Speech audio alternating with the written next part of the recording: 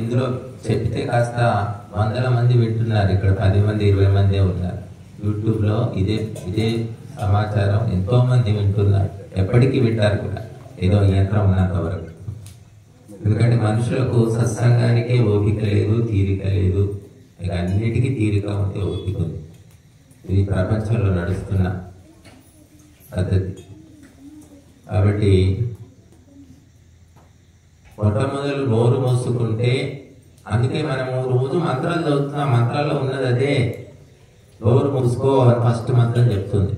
యజ్ఞం చేయాలంటే నోరు మూసుకోవాలి. ఓం వాంగా శీరిస్తూ అంటున్న మొట్టమొదలు నీళ్లు పోసుకొని ఆచమనం 2 వేళ్ళు మూసుకు పెదాల మీద మొదలు పెట్టుకుంటున్నాం, తాకుతున్నాం. అందరికీ తెలుసు ఎందుకు పెదాలు తాకుతున్నాం అంటే నోరు మూత పెడితేనే మనము ఏమైనా చేయగలుగుతాం. చేసేవాడు చెప్పలేడు, చెప్పేవాడు చేయలేడు.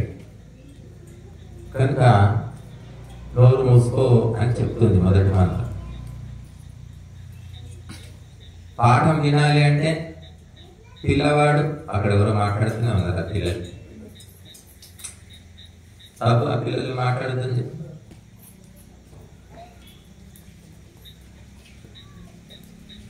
ఒక బోర్డు పెట్టాలి మనం, పిల్లల్ని తీసుకురాకండి, 12 ఏళ్లలో పిల్లల్ని తీసుకురాకండి అని బోర్డే పెట్టాలేమో. మరి నాకు అనిపిస్తుంది. నేను పెట్టడం కాదు కానీ రామకృష్ణ మఠంలో ఉంటుంది, సంప్రదాయం ఉంది. 12-13 ఏళ్ళ పిల్లల్ని రానివ్వరు, నాట్ అలౌడ్ అని ఉంటుంది. ఎందుకంటే వాళ్ళు వినరు, ఇతరులను చెడగొడుతూ ఉంటారు. రామకృష్ణ మఠం హైదరాబాద్లో ఉంది.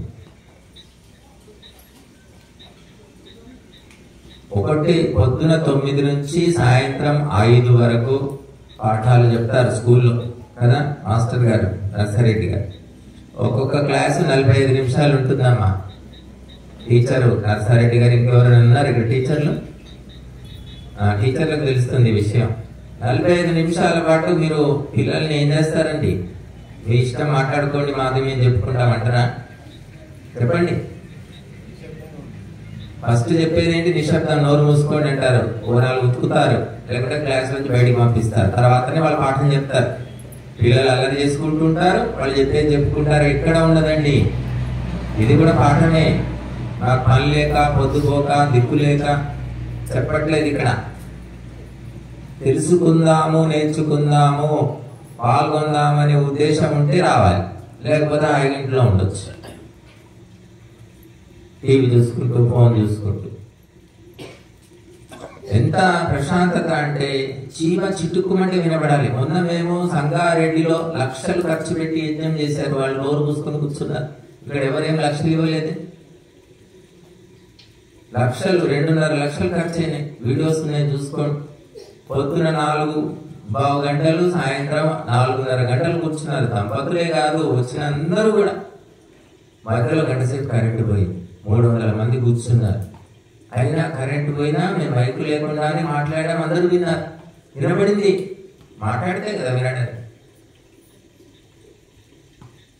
ఇది మొట్టమొదటి నియమం అన్నమాట. మీరు ఇక్కడ కాదు, ఎక్కడికి పోయినా సరే తెలుసుకోవాలనుకున్న దగ్గర నోరు మూసుకోవాలి, తెలియజెప్పాలనుకున్నప్పుడు మాట్లాడండి. రెండే. మనం తెలుసుకోవడానికి పోతున్నామా, తెలియజెప్పడానికి పోతున్నామా, ఇది తెలుసుకోండి ఫస్ట్. ఇక్కడ మాకు తెలియజెప్పడానికి వస్తే మాట్లాడండి, మాకు వచ్చి చెప్పి మైక్లో మాట్లాడండి, అక్కడెక్కడో అవసరం లేదు. మాకు చెప్పేది ఉంటే మైక్లో మాట్లాడితే మేము కూడా వింటాం. కాబట్టి ఇది ఆధ్యాత్మికతలో మొట్టమొదటి నియమం. ఆధ్యాత్మికం పిల్లలకు పనికిరాదు.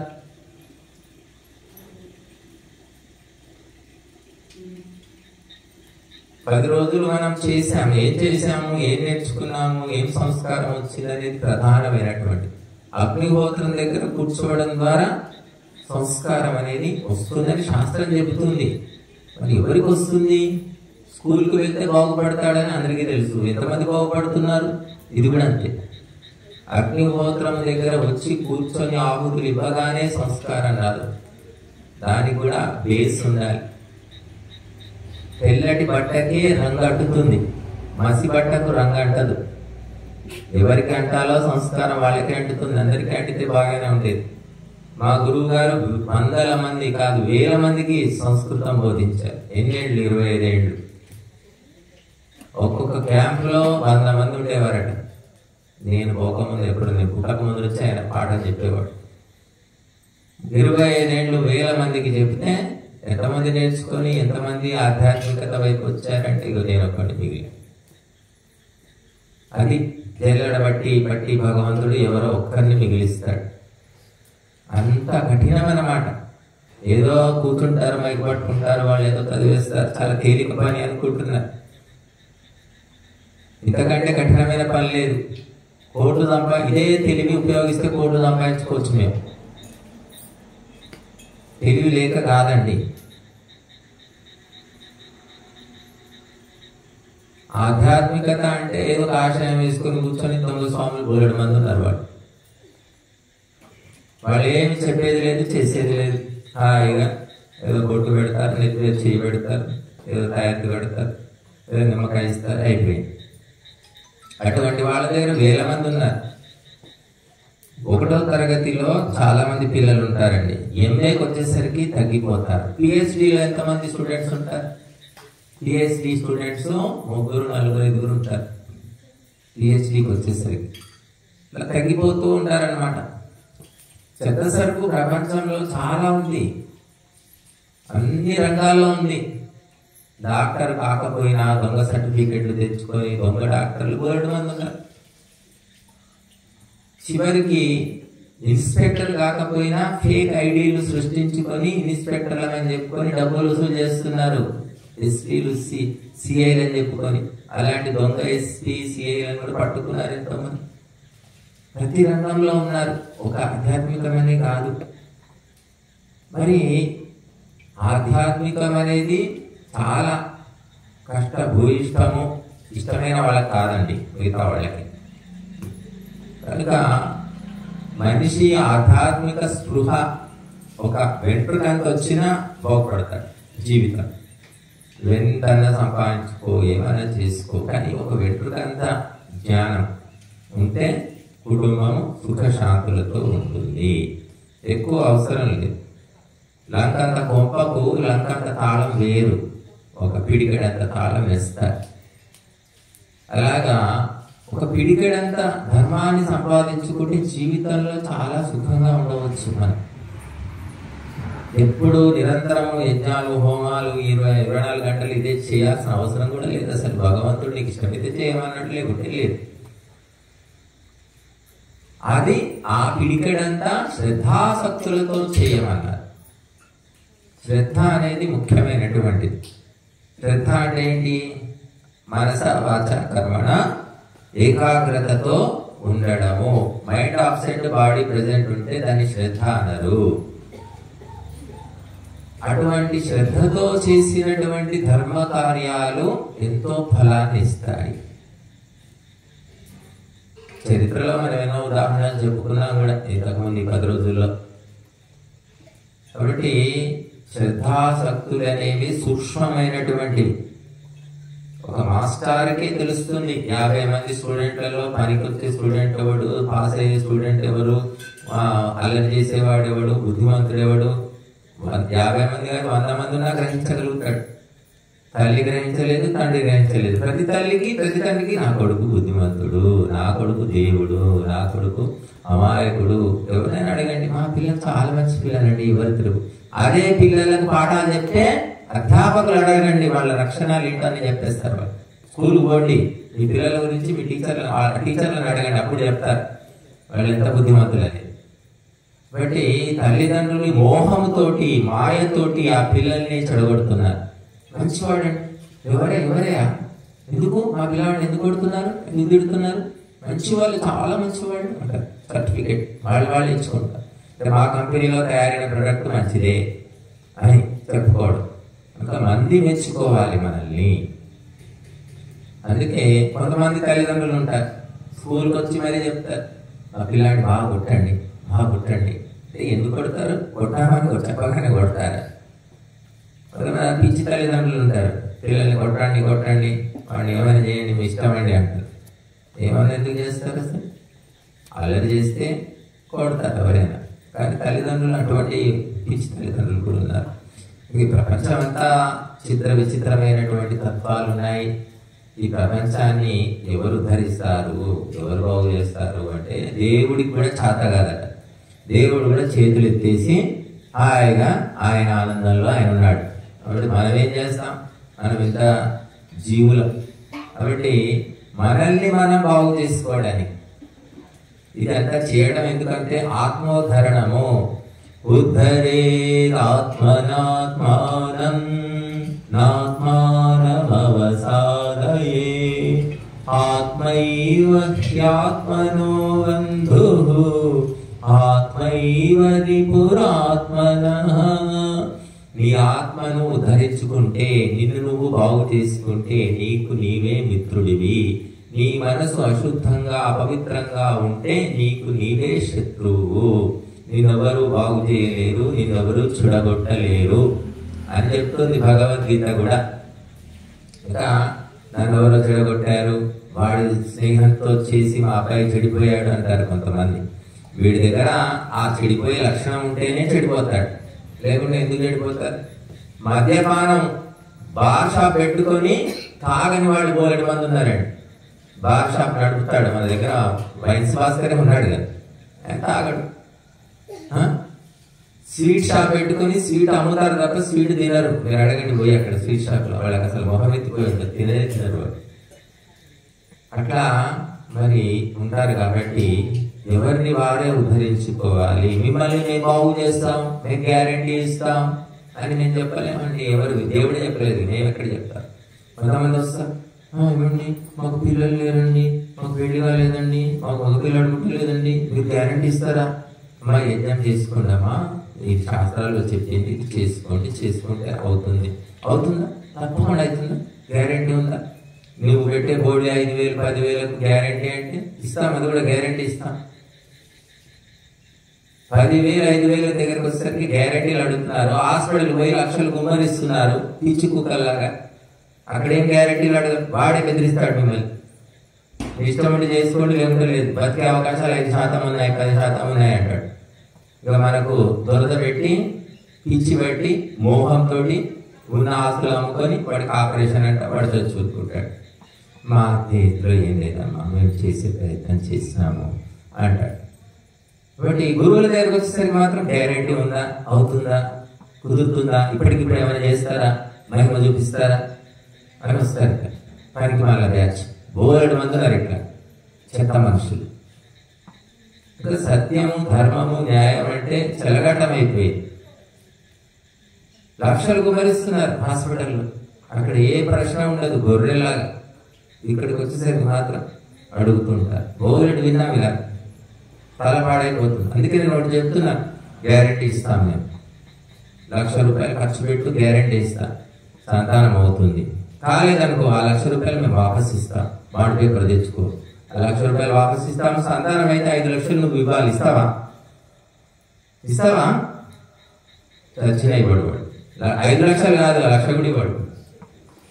ఇట్లాంటి చెత్త మనుషులకు సంతానం ఎందుకు? అసలు అవసరమే లేదు. కాబట్టి నిజాన్ని నమ్మడానికి కూడా పవిత్రత ఉండాలి. పవిత్రత ఉంటేనే నిజాన్ని నమ్ముతా. అద్దము స్వచ్ఛంగా ఉంటేనే నీ ముఖం కనబడుతుంది. మంచి మనిషిని గుర్తించడానికి నీకు కూడా మంచి మనసు ఉండాలి, ఉంటేనే నువ్వు మంచిని గుర్తుపడతావు. మంచివాడిని చూస్తే దొంగలా కనిపిస్తాడు, దొంగను చూస్తే వాడే దేవుళ్ళగా కనిపిస్తాడు. ఈనాడు జరుగుతున్నది ఇది, ఈ సంప్రదాయం నడుస్తుంది. కాబట్టి మేము వచ్చినప్పటి నుంచి ఒకటే చెప్తున్నాము, మా సొంత మాటలు ఏమీ లేవు. వేదాలు శాస్త్రాలు ధర్మ గ్రంథాలు ఏం చెప్తున్నాయి అవి చెప్తున్నాం. మీరు వచ్చి చూసుకోండి, మేము చెప్పే మాటలకు ఆధారాలు ఉన్నాయి. మిగతా వాళ్ళు ఏం చెప్తున్నారు? గాలికి చెప్తున్నారు, నోటికి వచ్చింది చెప్తున్నారు, ఇష్టం వచ్చింది చెప్తున్నారు. వాళ్ళని ఎవడు అడిగేవాళ్ళు లేడు. ఎందుకంటే వాళ్ళ వెనక 100 మంది ఉన్నారు. మా వెనక ఎవరు లేరు, దేవుడు తప్ప, ధర్మం తప్ప. ఇక్కడ ఎక్కువ మంది రావట్లేదు అని కొంతమంది అంటున్నారు. యజ్ఞం అంటేనే ఇది సత్యపీఠము. ఎక్కువ మంది ఎందుకు రారు? ఊళ్ళో డబ్బులు లేవా, లక్షలు లేవా, కోట్లు ఉన్నాయి, పెద్ద పెద్ద ఇళ్ళు ఉన్నాయి. ఎందుకు రారు అంటే సంస్కార దోషం, బుద్ధి దోషం, వ్యవహార దోషం. దానికి ఎవరేం చేస్తాం? బార్ షాప్ ఉంది, క్యూ కడుతున్నారు. మటన్ షాప్ ఉంది, క్యూ కడుతున్నారు. అక్కడేమో అట్రాక్షన్ ఉంది, బుద్ధి దోషం. ఎక్కడికి ఎవరు పోవాలో అలా పోతూ ఉంటారు. అందుకోసం ఈ అగ్నిహోత్రము శూద్రులు చెయ్యలేరు అని చెప్పారు. శూద్రుడు అంటే ఎవడు? వీడే తాగి తిని తంగనలాడి పాపాలు చేసి డబ్బుల మూటలు కట్టే వాళ్ళే శూద్రులు అంటే. ఇంకెవరు శూద్రులు అంటే వేరే పుట్టుకతో కాదు. ఆ దోషాలున్నంత వరకు యజ్ఞం దగ్గరికి నువ్వు రాలేవు. నీ బుద్ధిలో పరివర్తన కలగాలి, మార్పు కలగాలి, ఆలోచన కలగాలి. మనకి ఇక్కడ కమలాకర్ ఉన్నాడు. ఆయన యజ్ఞశాల యజ్ఞకుండం దగ్గరికి ఎప్పుడు రాగలిగాడు? చెడును వదిలించుకుంటేనే ఆయన రాగలిగాడు. చెడు అని తెలుసుకున్నాడు. మంచి చెడు తెలుసుకుంటే అప్పుడు ఆ చెడును వదిలేసుకుంటూ ఆ మంచి వైపు రాగలిగాడు. సంఘర్షణ అనేది జరగాలి మనస్సులో. సత్యం ఏమిటి, అసత్యం ఏమిటి, సంఘర్షణే లేదు. అది సత్యమే, ఇది సత్యమే. అందరూ గురువులే. కాషాయం కట్టుకున్న ప్రతి ఒక్కడు గురువే. పొట్ట జీవిత అక్షరం రానోడు కూడా గురువే మన దేశంలో. సరే అక్షరాలు రాకపోని చదువు ఉంటేనే ఉండకపోనివ్వండి, కనీసం ఆచరణ పవిత్రత ఇంతమందికి ఉంది. కాబట్టి ఇలాంటి గురువులంతా గుంపులుగా ఉండడం వల్ల ధర్మం అంటే తెలియడం లేదు. నిజానికి అసలు మీరందరూ 40, 50, 60 ఏళ్ళ వాళ్ళు వచ్చారు ఇక్కడ అందరికి. గురువులు పురోహితులు ఏం చెప్పాలి? ఈ పాటికి మీరు నేర్చుకుని ఉండాలి. మౌనంగా ఉండడం అనేది నేర్చుకుని ఉండాలి. నేర్చుకోలేదంటే కారణం ఆ పురోహితులే అనమాట. వాడు ఏమిటి రాగానే తర్వాత తొందర రామాల వేరే కార్యక్రమం నేను తొందర చేసుకో అని వాడు వస్తాడు. ఒక 15 నిమిషాలు చేస్తాడు, పోతాడు. వీళ్ళు కూడా పీడపోయింది లేదు దరిద్రం. 15 నిమిషాలు పోయింది, 2-3 గంటలు చేస్తాడు. ఆ ఇంకో పురోహితుడు వస్తే వాడు 2-3 గంటలు చేస్తాడు. ఈయన 15 నిమిషాలు చేసిన ఏం హాయిగా ముచ్చట చెప్పుకోవచ్చు, ఆడుకోవచ్చు, పాడుకోవచ్చు, వంటలు చేసుకోవచ్చు, ఏమన్నా చేసుకోవచ్చు. వీళ్ళకి కూడా అదే సంతోషం అన్నమాట. మరి ఎంత ఇవ్వాలి స్వామి పురోహితులు అంటే 1500 ఇవ్వాలమ్మా. 1500 కాదు స్వామి, 500 ఇస్తే తీసుకోండి. బేరం అక్కడే. షాప్కి వెళ్తుంది అమ్మగారు, వెళ్ళి 10,000 పెట్టి చీర కొడుతుంది. అక్కడే బేరాలు ఆడారు. పురోహితుడి దగ్గరికి వచ్చేసరికి 500 ఇద్దామా, 300 ఇద్దామా, 50 రూపాయలు ఏదో ఒక టవల్ తెచ్చివాడు మోహన కొడుకు సరిపోతుంది. ఇట్లాంటి చెత్త ఆలోచనలు ఉన్నాయి, చాలా మందికి ఉన్నాయి. నేను చూస్తున్నా. మేము పూజా సామాగ్రి దుకాణానికి వెళితే ఆయన చెప్తూ ఉంటాడు, స్వామీజీ మీరు అన్ని మంచి వస్తువులు ఎందుకు అడుగుతున్నారు? చాలా ఖరీదైనవి అడుగుతారు మీరు. అందరూ చిల్లరవి చాలా తక్కువలో వచ్చే వస్తువులు అడుగుతారు. ఏమో మంచివి ఎందుకు అడుగుతారు? ఎవరు అడగగా మేము చూడలేదు అంటుంటారు. ఎందుకంటే చిల్లర బుద్ధులు వచ్చాయి. ఎక్కడ చిల్లర బుద్ధులు అంటే పూజ దగ్గర, వ్రతము దగ్గర, యజ్ఞము దగ్గరే చూపిస్తున్నారు చిల్లర బుద్ధులని. ఎక్కడ చూపించారు? కూతురు పెళ్ళైతే అంగరంగ వైభవంగా జరగాలి. గురువుకి వచ్చేసరికి ఏదో పనికి మాలింది, చెడిపోయింది, మురిగిపోయింది తెచ్చి గురువులకి ఇవ్వాలి. ఇది నడుస్తుంది. అందుకే ఎవరికి శాంతి లేదు, సుఖం లేదు, ఆరోగ్యం లేదు, ఏమీ లేదు. దైవ కార్యక్రమాలకే విశేషమైన శ్రద్ధ కావాలి. మిగిలిన వాటికి ఉన్న లెక్కన ఒకటే. యజ్ఞమంటే నెయ్యి, పనికిమాల నెయ్యి తెచ్చిపోస్తుంటారు. ఆ సామాగ్రి పురుగులు పట్టిన సామాగ్రి మేము ఎన్నో చోట్ల చూస్తాము. సమిధలు కూడా పుచ్చులు పట్టినవి వేస్తూ ఉంటారు. ఇక్కడ కూడా కొన్ని పుచ్చు పట్టినవి వేయకండి అంటే కొంతమంది తెచ్చి వేస్తున్నారు. ఎందుకంటే నెగిటివ్ మైండ్ అదే పోతుంది అనమాట. పాజిటివ్ మైండ్గా మంచివే ఇష్టం ఉంటాయి, నెగిటివ్ మైండ్ చెడ్డవే నచ్చుతాయి వాళ్ళకి. ఈ రకంగా ఈ ప్రపంచాన్ని బాగు చేయలేము మనం, తెలుసు. ప్రపంచం వదిలేయండి, 10 మందిని కూడా మనం బాగు చేస్తామో లేదా మనకు తెలియదు. మనం చెప్పిన వాళ్ళు వింటే కదా బాగుపడేది. నీ పిచ్చికి నువ్వు చెప్పుకో, నువ్వేమైనా చేసుకో, మేము మాత్రం ఇంతే, మా తీరు ఇంతే, మా తిన్ను ఇంతే. మాకు లక్షలు ఉన్నాయండి, కోట్లు ఉన్నాయి, మీకున్నాయా? మీరు ఎన్ని ప్రవచనాలు చెప్తున్నారు, మీ దగ్గర లక్షల కోట్లు ఉన్నాయా అని అడుగుతున్నారు కొంతమంది. అమ్మా లక్షల కోట్లు నువ్వు తీసుకోపోతావు, నేను తీసుకోపోలేదు. కనుక ఆధ్యాత్మికత భారతదేశంలో చాలా దిగజారిపోయింది. ఒక వ్యాపారం అన్నా కొంచెము పద్ధతి జరుగుతుందేమో కానీ ఆధ్యాత్మికంలో వ్యాపారం ఏమీ లేదు, అసలు టైం పాస్ అన్నమాట. కాబట్టి ఆధ్యాత్మికతను బాగు చేయాలి అంటే ఇక ఎవరికి వారు తెలుసుకోవాల్సిందే తప్ప ఎవరెవరిని బాగు చేయలేము. మనల్ని మనం బాగు చేసుకోవడానికి మన జీవితాలు సరిపోవట్లేదు. ఒకరికి మనం గ్యారెంటీ ఇవ్వలేము. భగవంతుడే అందరికీ గ్యారెంటీ. భగవంతుని మీద ఉన్న విశ్వాసము, శ్రద్ధ, ఇవే గ్యారెంటీ అన్నమాట. ఇంతకు మించి లేవు. కాబట్టి దొంగ మొహం మంచి మొహం అని చెప్తూ ఉంటారు పోలీసులు. మొహం చూడగానే మంచి మొహం, ఇదొక మొహం అని వాళ్ళకి తెలిసిపోతుందట. సీనియర్ పోలీసులు, అందరికి కాదు. పోలీసులు అంటే ఎస్ఐ, సిఐ వాళ్ళు. అట్లాగా మంచి వ్యక్తులు, మంచి ఆలోచనలు కొందరికి నచ్చుతాయి, అవి అనుసరిస్తూ ఉంటారు. మరి అవి నచ్చని వాళ్ళు మాత్రము ఎక్కడెక్కడో తిరుగుతూ ఉంటారు, ఏమేమో చేస్తూ ఉంటారు, తీర్థాలు అంటారు, యాత్రలు అంటారు, ఎక్కడెక్కడో తిరుగుతారు. ఎంత బలం వస్తుంది, ఎక్కడి నుంచి శక్తి వస్తుందో మాకు అర్థం కాదు. కూర్చోవడానికి మాత్రం చాట కాదు వాళ్ళు. ఎంత తిరుగుమంటే తిరుగుతూ ఉంటారు. ఒక గంట సేపు కూర్చోమంటే కూర్చోలేరు, వినమంటే వినలేరు. ఆ యాత్రలకు పోతున్నాం, మొత్తం దక్షిణ దేశ తీర్థయాత్రలు, ఉత్తర దేశ యాత్రలు, ఇంకేదో యాత్రలు అంటారు. మొత్తం బస్సు మాట్లాడుకుంటారు, పోతారు. 15 రోజులు 20 రోజులు. ఎంత ఓపిక ఉంటుందో నాకు అర్థం కాదు. బస్సులు ఎక్కాలి, దిగాలి, ఎంత కష్టం. అసలు కష్టాన్ని సుఖం అనుకుంటున్నారు. కదలకుండా కూర్చొని ఓం స్వాహ ఆహుతి అండి అయ్యా, ఏం బాధ లేదంటే అమ్మో ఇది చాలా కష్టం. నేను ఒక ఆయన అంటున్నాడు, నేను వచ్చినాయన, స్వామీజీ మీరు గంటలు గంటలు కూర్చోబెడతారు, అందుకే ఎవరు రావట్లేదు యజ్ఞానికి, ఎక్కువ మంది రావట్లేదు అని. సరేనయ్యా, అర్ధగంటనే చేయిస్తా, ఎన్ని వందల మందిని తీసుకొస్తావో తీసుకురా. అర్ధగంట కూడా 15 నిమిషాల్లో యజ్ఞాన్ని పూర్తి చేస్తా. 100 మందిని తీసుకురండి. మరి ఇక్కడ అర్ధగంట, 15 నిమిషాల, 100 రూపాయల, 10 రూపాయల కాదు విషయం. ఆ ఆసక్తి, శ్రద్ధ అనేవి ముఖ్యమైనటువంటి. చాలాసేపు కూర్చోబెట్టారు. మరి మందు పార్టీ రాత్రి చేసుకుంటే తెల్లారదాకా తాగుతామని ఎంతో మంది తాగుబోతులు మాకు చెప్పారు. రాత్రి పార్టీ మొదలైతే తెల్లారుతుందట, వాళ్ళకి సీసాలన్నీ ఖాళీ అవుతుంటాయి. మరి వాళ్ళకి విసుగు రావట్లేదు, మనకు మాత్రం విసుగు వస్తుంది. గంట 2 గంటల, గంటన్నారు, ఇంతసేపు కూర్చున్న వాళ్ళు అనట్లేదు ఆ మాట. కూర్చొని వాడు చెప్తున్నాడు, ఒడ్డు మీద కూర్చున్న వాడు చెప్తున్నాడు. కూర్చున్న వాళ్ళు పాపం ఎవరు ఏమనట్లేదు, ఎందుకంటే వాళ్ళకి శ్రద్ధ ఉండే కూర్చుంటున్నారు. వాళ్ళు శ్రద్ధ లేనివాడు కామెంట్స్ చేస్తూ ఉంటాడు. వాడేమైనా వచ్చి కూర్చునేవాడు కాదు, ఇచ్చేవాడు కూడా కాదు.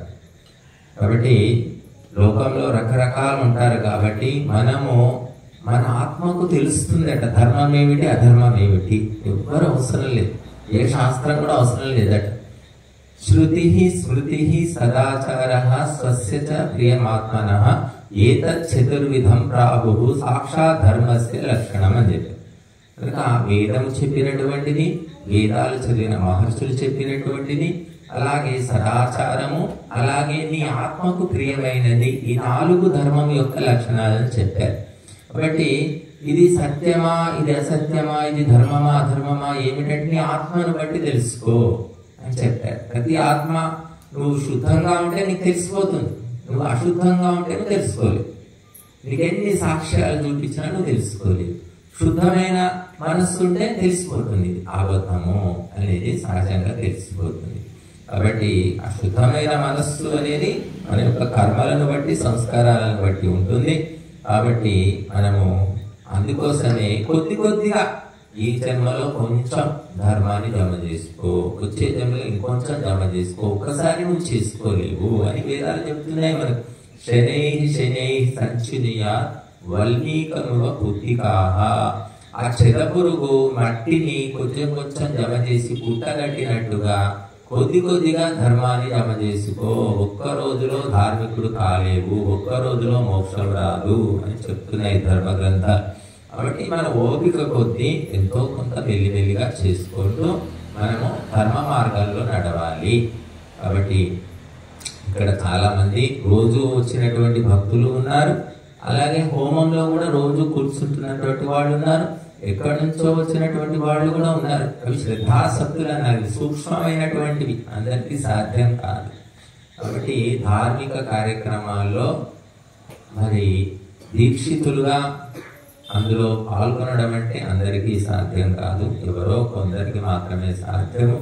కనుక మరి ఇక్కడ నేను అసలు నాకు ఓ రోజు పొద్దున్నే ఒక 15 రోజులైంది, 20 రోజుల కింద అనుకుంటా, పొద్దున్న లేవగానే ఈ హోమం చేద్దాము, యజుర్వేద పారాయణ యజ్ఞము 11 రోజులు హైదరాబాద్లో 105 రోజులు చేశాం, 60 రోజులు చేశాం, 40 రోజులు చేశాం, ఇక్కడ ఎప్పుడు చేయలేదు కదా అని ఒక స్పృహ ఆలోచన వచ్చింది. రాగానే నేను రాజిరెడ్డి గారికి, మన నర్సారెడ్డికి, మహాజన్నకు చెప్పాను. చెప్తే వాళ్ళు 10 రోజులు యజ్ఞమా, ఎందుకు స్వామి, ఎవడొస్తాడు, ఒక పూటకి ఎవరు రావట్లేదు అని అనలేదు. అది విచిత్రం. చేద్దాం స్వామి అన్న. మొట్టమొదటి రాజిరెడ్డి గారు మనకు సహకరించారు నెయ్యి సామాగ్రి. అట్లా వాళ్ళు నిజానికి వాళ్ళ సంసారాలు ఏవో వాళ్ళ పనులు వాళ్ళకు ఉంటాయి, అయినప్పటికీ కూడా వాళ్ళు అట్లా నెగిటివ్ అనలేదు. అనకపోవడం వల్లే ఇది జరిగింది కార్యక్రమం. ఎందుకు స్వామి 11 రోజులు ఎందుకు 5 రోజులు చేసుకోండి 3 రోజులు చేసుకోండి అని అది కూడా అనలే అనమాట. చేద్దామన్నారు. కరపత్రాలు ముద్రణయ్యే ఇంటింటికి వెళ్ళాము. నేను ఎన్నడూ తిరగని కూడా తిరిగాను ఊళ్ళో. ఎందుకంటే ఏ పుట్టలో ఏ పాము ఉందో చెప్పడం మన బాధ్యత, వచ్చేవాళ్ళు వస్తారు అని అన్ని వాళ్ళు తిరిగాము సాధ్యమైనంత వరకు కూడా. సరే, మరి ఎవరి అదృష్టమో వాళ్ళే వస్తారు. కాబట్టి ఈరోజు మనము 10 రోజులు ఎలాగో ఒకలాగా అది ఎలా గడిచిపోయా కూడా మనకు తెలియడం లేదు. ఒక కళలాగా ఉంది, ఒక భ్రమలాగా ఉంది. 10 రోజులు గడిచిపోయాయి. పొద్దున 3:30 గంటలు, సాయంత్రం 3 గంటలకు ఇంకా ఎక్కువే. ఇంకా వంటలు, వార్పులు, ఊడ్చుడు, తూడ్చుడు, బోలెడు పని ఉంది. ఎవరు చేస్తున్నారు అంటే చేసిన వాళ్ళే చేస్తున్నారు. ఇది ఒక రహస్యం చూడండి. చేయని వాళ్ళు చేయడం లేదు, చేసిన వాళ్ళే. గుత్త చల్లరాజాబా ఒక గుత్త, మరి లక్ష్మీదేవి కదా, లక్ష్మీదేవి ఒక గుత్త, తర్వాత ఈ మణ్యమ్మ ఒక గుత్త, ఈ సమ్మక్క ఒక గుత్త, రాజిరెడ్డి గారి భార్య యమునాదేవి ఆమె గుత్త. వాళ్ళంతా గుత్త తీసుకున్నారు. వాళ్ళు చేస్తున్నారు స్వామి, మేము చేద్దామంటే. మీరు చేద్దామంటే వాళ్ళు ఎందుకు వద్దంటారు? ఎవరు లేరని చేస్తున్నారు, మీరు వచ్చి సహకరించండి, లేదా మేము చేస్తామన్నాను పక్కకు తక్కువ అంటే ఎందుకు వద్దంటారు? వాళ్ళకి పుణ్య మూటలు కట్టుకోవాలని ఉందా? బట్ ఈ మనస్సు లోపల భావన ఉండాలి. చెయ్యాలి అని ఉంటే ఎలాగైనా చెయ్యొచ్చు. వాళ్ళే చేస్తున్నారు, వాళ్ళదే ఆశ్రమం. కొంతమంది తెలివి మంత్రులు ఏమన్నా వాళ్ళదేనంటే ఆశ్రమం వాళ్ళే చేసుకుంటారండి. ఇట్లాంటి మాటలు కూడా మాట్లాడాలి. తప్పించుకోవడానికో పక్కకు పోవడానికో ఏదో ఒకటే మాటలు. కాబట్టి చెయ్యడము అనేది సొంతము కావాలని లేదు. మనది కాకపోయినా ఏదైనా కూడా చేసే భావన ఉన్నప్పుడు చేయవచ్చు. కాబట్టి ఆ భావన ఈనాడు సమాజంలో సద్భావన తగ్గిపోయి, సేవాభావం అనేది చాలా తగ్గిపోయింది. మనం డబ్బులు ఇచ్చినా కూడా వాళ్ళు సరిగ్గా చేస్తారని నమ్మలేము. మళ్ళీ వాళ్ళు వెనుకుంటారు, చేస్తున్నాడా లేదా, సరిగ్గా చేశాడా లేదా, అదొక పని మళ్ళీ. కాబట్టి ఇదంతా నెత్తినొప్పేందుకు మనమే చేసుకుంటే మేలు కదా అనుకుంటుంటారు. కాబట్టి మరి ఇక్కడ ఎంతో మంది సహకరిస్తే ఇంకెంతో మంది కూర్చొని ఆహుతులు ఇస్తున్నారు, హోమం చేస్తున్నారు. ఎవరికి ఏది భాగ్యమో, ఎవరికి ఏది పుణ్యమో, ఎంత దక్కుతుందో ఆ లెక్కలన్నీ కూడా భగవంతుడికే తెలుసు. కాకపోతే 1000 కళ్ళతో, 1,00,000 కళ్ళతో, 1,00,000 కళ్ళతో భగవంతుడు చూస్తున్నాడు కనుక ఎవ్వరు సరే శ్రద్ధయాదేయం అశ్రద్ధయాదేయం అన్నారు. శ్రద్ధతో చేయని అశ్రద్ధతో చేయని చేసిందే గొప్ప. ఇంకా చేసిన వాళ్లకు మనం వంకలు పెట్టలేము. కాకపోతే ఏమైనా లోటుపాట్లు ఉన్నప్పుడు బాబు కొంచెం ఇది ఇలా చేస్తే బాగుంటుంది అని మనము ప్రేమగా చెప్పాలి. చేసాం అట్లా నేను చేసాం అంటే బాగుంటుంది. కాబట్టి అలాగా ఒకరికొకరు సహకరించుకుంటూ ఈ ధర్మ కార్యాలు ఇది ఒక ఇంటి పని కాదు, ఒక కులం పని కాదు, ఒక ప్రాంతం పని కాదు, ఒక పార్టీకి సంబంధించింది కూడా కాదండి. ఇది ఒకటే పార్టీ, దేవుడి పార్టీ, ధర్మ పార్టీకి సంబంధించింది. కాబట్టి అందరికీ అధికారం ఉంది. అందరూ సేవకులే, అందరూ సైనికులే, అందరూ అధికారులే, అందరూ దాసులే. ఇక్కడ ఎవరు పెద్దవాడు. నేను కూడా ఇక్కడ ఏదో మాకు పంచాయతన అవుతుంది కాబట్టి ఇక్కడ కూర్చున్నా చదువుతున్నా. కాబట్టి అది పరస్పరము ఒకరికొకరు సహకరించుకుంటూ ముందుకు. బస్సు ముందుకు వెళ్ళిందా లేదా, గమ్యాన్ని జరిగిందా లేదా అని ముఖ్యం. డ్రైవర్ ఉన్నాడు, కండక్టర్ ఉన్నాడు, ప్యాసింజర్లు ఉన్నారు, క్లీనర్ ఉన్నాడు, అందరూ ఉంటారు. డ్రైవర్ చేస్తాడు, కండక్టర్ చేస్తాడు. కాబట్టి ఆ బస్సు ముందుకు వెళుతుంది. డ్రైవర్ ఎందుకు నడుపుతాడు, నేనే నడుపుతాను అంటే ఇలా. కాబట్టి సీనియారిటీని బట్టి, అనుభవాన్ని బట్టి, యోగ్యతను బట్టి అక్కడ డ్రైవర్గా కూర్చుంటాడు. కాబట్టి మనం అందరం కూడా మన వంతుగా మనం చేయగలిగేది చేసుకోవాలి. ధర్మ కార్యాలు ఎక్కడ జరిగినా కూడా అక్కడ ఆటంకం కల్పించకూడదు. కొంతమంది ఉంటారు, కోపిష్టి గురువులు ఉంటారట, బాగా అరుస్తారట, కేకలు వేస్తారు, భయపడతారు అంటారు. కొంతమంది నా దగ్గరికి వచ్చి చెప్తూ ఉంటారు, మీకు ఎవరు భయపడాలి స్వామీజీ అని. మరి భయపడకపోతే ఏం చేయాలి ఇంతకంటే. కాబట్టి అట్లా ఏదో భయపడతారు, మీకు భయపడదని కొందరు చెప్తుంటారు. కాబట్టి భయము నాకు భయపడాల్సిన అవసరం లేదు, భగవంతునికి కూడా అవసరం లేదు. మనము ధర్మానికి భయపడాలి, అప్పుడే మనం ముందుకు వెళ్తాం. భగవంతునికి కూడా భయపడం. మనం ఎప్పుడైతే ధర్మాన్ని ఆచరిస్తామో అతన్ని చూసి భగవంతుడే భయపడతాడట దగ్గరికి రావడానికి. కాబట్టి మనమంతా కూడా మన వంతుగా చాతనైనంత ధర్మ కార్యాలను చేసుకుందాము. మరి ఈనాడు అనారోగ్యము, అల్పాయుష్కత, అశాంతి చాలా పెరిగిపోతుంది. ఇక్కడ ఏది కూడా సరిపోవడం లేదు. వీటన్నిటికీ పరిష్కారం ఒకటే, ఏమిటంటే ధర్మ కార్యాలు చేసుకోవడం అంతే. మనం ఇప్పుడు 10 రోజులు చేస్తాము, మళ్ళీ 10 రోజులు ఎప్పుడు చేస్తాం మనకు తెలియదు, ఎప్పటికీ చేస్తూ ఉండలేం కదా. కాబట్టి ఎప్పుడో జరిగినప్పుడు దాన్ని సద్వినియోగం చేసుకొని మనము దాని ద్వారా జీవితాన్ని ఉద్ధరించుకోవాలి. ఇక ఇంతకు మించి మరొక మార్గం లేదు. ఎందుకంటే పాఠశాల అయిపోయింది, కళాశాల అయిపోయింది, అన్నీ అయిపోయాయి. అక్కడంటే ఎవరో చెప్తారు, ఇక్కడ మన జీవితంలోకి వచ్చాం కాబట్టి ఎవరు కూడా చెప్పరు. కాబట్టి మేము చెప్పినప్పుడు ఎవరికైనా మనసులో బాధ కలిగి ఉంటే వారందరూ కూడా ఇది ఇక్కడ వ్యవస్థ సరిగ్గా నడవడానికి మేము చెప్తున్నాం, ఒక వ్యక్తి గురించి చెప్పడం లేదని తెలుసుకోండి. కాబట్టి వ్యవస్థ ఎప్పుడు కూడా మరి అందరూ కలిస్తేనే వ్యవస్థ అవుతుంది, ఒకరి కోసం కాదు.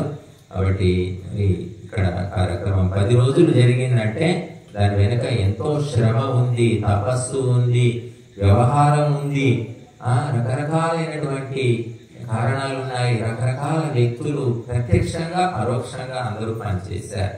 కాబట్టి మరి భగవంతుడు ఆ పనులు చేసి సహకరించిన అందరికీ కూడా ఆయురారోగ్య ఐశ్వర్యాలు ఇవ్వాలి. అన్నిటికంటే ముఖ్యంగా ఆయుష్, ఆరోగ్యం రెండు ఇస్తే చాలు అని కోరుకుంటూ ఇప్పుడు